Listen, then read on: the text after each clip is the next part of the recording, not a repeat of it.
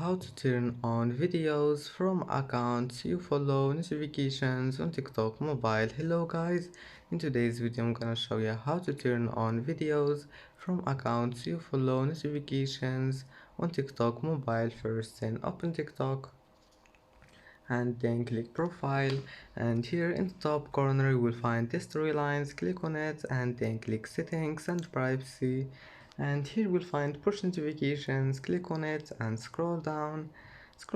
Here you will find videos from account you follow. Now just turn it on, and that's it. Videos from account you follow have been turned on. And that's it for today's video.